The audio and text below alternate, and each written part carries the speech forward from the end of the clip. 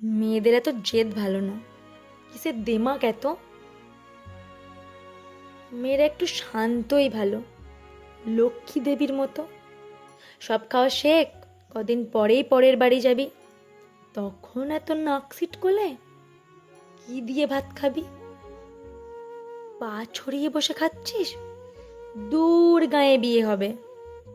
ইমা, তোর শ্যামলা যে রং, পাত্র পাওয়া যাবে? মুখের উপর তর্ক করিস, এত ডাকাবুকো কেন? মেয়ে তো নয়, একেবারে ধনী লঙ্কাটি যেন। এসব কথা আমরা মেয়েরা প্রায় সকলেই থাকি শুনি, কেউ কম শুনি, কেউ বা বেশি, কেউ বা হাতে গুনে। এসব শুনেই কত মেয়েদের ছোট হয় ছোটবেলা।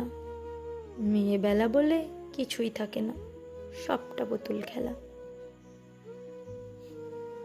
কেন গো সমাজ, কিসের জন্য এত একচোখে দেখো? নারীরও সরল ছেলেবেলা থাকে, সেসব হিসেব রাখো।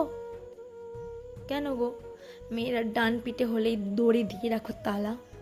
তোমরা জানো না দেবী নারায়ণী লক্ষ্মী ও চঞ্চলা?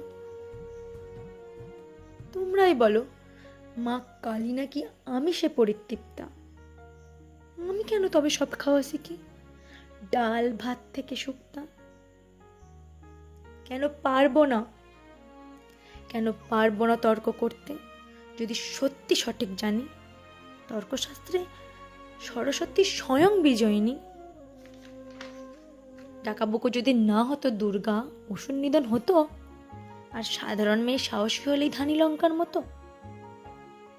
অনেক হয়েছে, অনেক হয়েছে, সারো হে সমাজ, এক চোখামিটা ছাড়ো। শিশুদের মাঝে লিঙ্গ না দেখে তাদের শিশুই বিচার করো। সময় এসেছে, সময় এসেছে, মেয়েদের পায়ের বেরি করে দাও খোলা। এরপর থেকে নারীদেরও থাক অবাধ্য মেয়েবেলা। এরপর থেকে আমাদেরও থাক অবাধ্য মেয়েবেলা।